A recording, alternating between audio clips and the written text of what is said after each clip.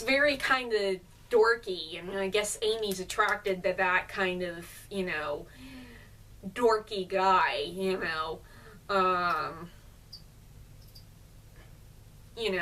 it's very, I mean, it's the kind of adorkable, I guess, if you're familiar with that from TV tropes, the idea of somebody being so dorky that they're kind of cute. I think both Rory and the Doctor are very adorkable. Yeah. It's very, there is something kind of, endearing about that. Which is weird, because I think that Amy, in some ways, at least her public persona, I mean, when she's not running around with the Doctor, tends not to be in that vein. I mean, but, well, I don't know. See, of course, as a kissogram, she has several personas, but, Yeah. So it's interesting that she's drawn to that. I hadn't thought of that before, but, it's, Yeah, and actually it's kind of funny that Rory gets all upset about her kissing the Doctor when she kisses guys for a living. I guess it's like the Doctor is the first really big threat to his, either that or she stopped being kissogram within the 2 years that the Doctor was away towards the end of... Yeah. Between the end of, between when the Doctor kicks the Atraxie's ass and leaves, and then when he comes back for Rose at the end of the episode, she might have given up being kissogram, because as it's established in season 7, I think she goes through jobs really quickly. Yeah, and that's one thing that's sort of a little bit, the people out there who have accused Doctor Who during the Moffat era of being sexist have said that they didn't like it that Amy didn't work any other job, didn't work jobs that didn't depend on her being physically attractive. But to be fair, I feel like she has skills beyond that. It's just that they never seem to come up in her jobs. No, actually, I remember by the time we get to the Power of 3, she's writing. She's a travel writer or something like that. But that job that she finally lands that ends up being a steady job for her is something that doesn't depend on her looks at all. So it's, there's definitely, Okay, I don't... Yeah. So that's, again, I'm making judgments based on A, fan theories, and B, the stuff I've seen, which, to be fair, does not include everything. I have a general tendency to talk about things even when I don't entirely know them. Yes, he's cute like that. He's very cute like that.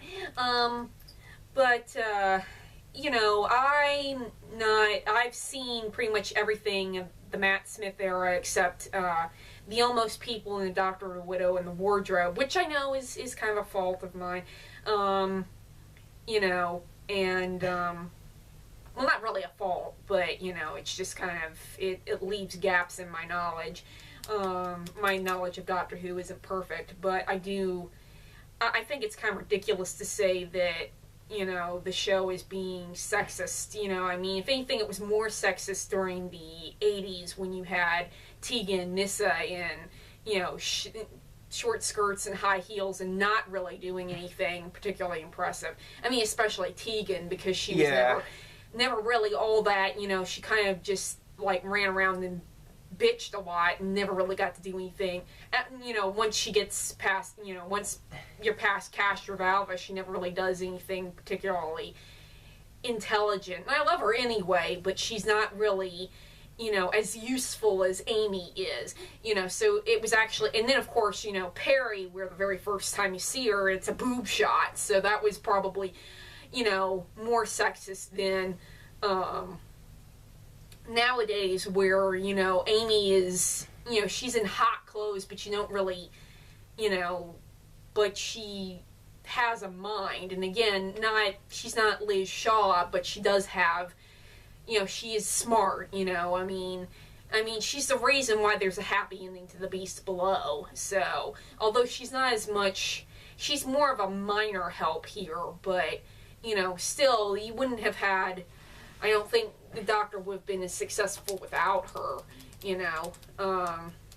So, but people can probably argue against that. Well, I think that the criticisms of Moffat's writing of women is a little bit more nuanced than I've been giving it credit for.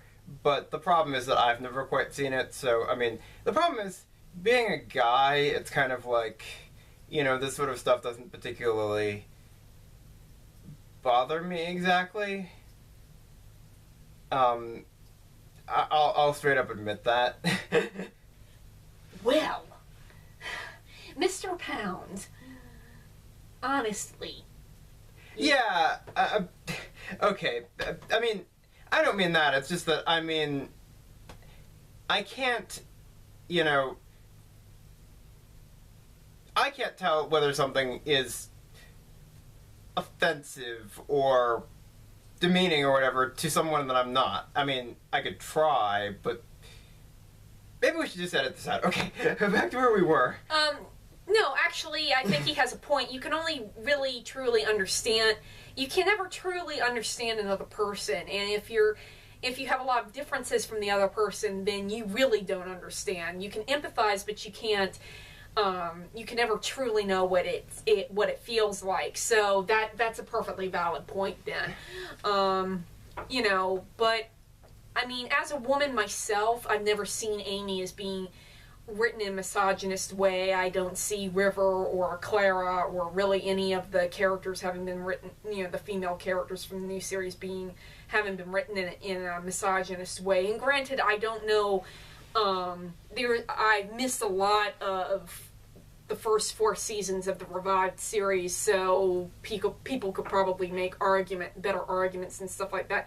But I've seen pretty much everything that Amy's been in, and I don't think that it's if anything, there are times when the opposite is true and Amy is too powerful, I think. But that's getting into season 6 again. You don't really see anything like that in season 5. It's more balanced. But anyway, you know, can you think of anything else, Ben? Not at the moment. I mean, again, my original idea was just talking about how lazy the Sisters of the Water were for not building their own city, but I think that, again, honestly, I think that probably a good percentage of people, like, if they were to colonize another planet, would be like that, would have to be like, oh, there's a city already here, let's use that. You know? Well, you know, another thing is that the Sea Devils own the water in the Hooniverse, so they would face competition from them, and their powers are more. Well, that doesn't really come up here, but it's, you know, I mean, it's something that could come up, you know, since this is the Hooniverse. And the other thing is that they have to be a threat to humanity to give the Doctor something to do. So yeah. I mean, it's funny because you're very. I would have normally thought that I would be the one who'd be offering the dualist arguments and you the Watsonian ones, but it seems to be the reverse today for some reason.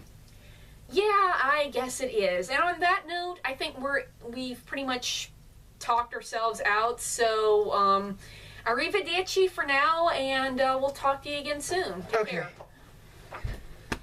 Alright, let's see.